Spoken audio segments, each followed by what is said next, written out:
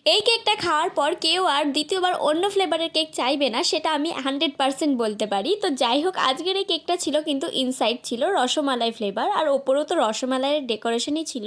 তো আমি শর্ট ভিডিওর মাধ্যমে রসমালাই ফ্লেভারের যেই আমি ভেতরে কেকটা স্পঞ্জটা রেডি করেছি সেটা আমি তোমাদের সাথে শেয়ার করেছি। তোমরা যারা দেখার এখনও দেখোনি, ঝটপট নিচের লিঙ্কে ক্লিক করে এক্ষুনি দেখে আসো। তো যাই হোক, আজকের এই কেকটা কাস্টমার আমায় বলেছিল, দিদি তুমি রসমালাই ফ্লেভারের উপর আমাকে সুন্দর একটা কেক করে দিও। তো তার গার্লফ্রেন্ডের বার্থডে বলে কথা, তো আমাকে তো তার মতো সুন্দর করে করে দিতেই হবে তার কথা মতো। তো যাই হোক, কাস্টমারই আমাকে একটা ফটো পাঠিয়েছিল, গুগল ফটো, তো সেটা দেখেই আমি করার চেষ্টা করেছি।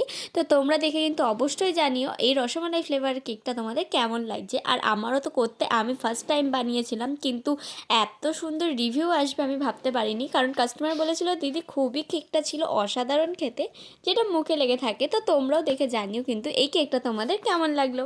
তারপর দেখো, আমি ওপরের ডেকোরেশনটা তো তোমরা দেখতেই পাচ্ছ আমি কিভাবে করছি। তারপর দেখো এই রাউন্ড শেপের আমি ফ্লাওয়ার কিছু চকলেট দিয়ে দিয়েছিলাম, সেগুলো আমি বসিয়ে দিয়েছি। তো এটা পরের দিন সকালবেলা আর্জেন্ট নেবে বলে আমি রাত্রিরেই কমপ্লিট করে রেখেছিলাম।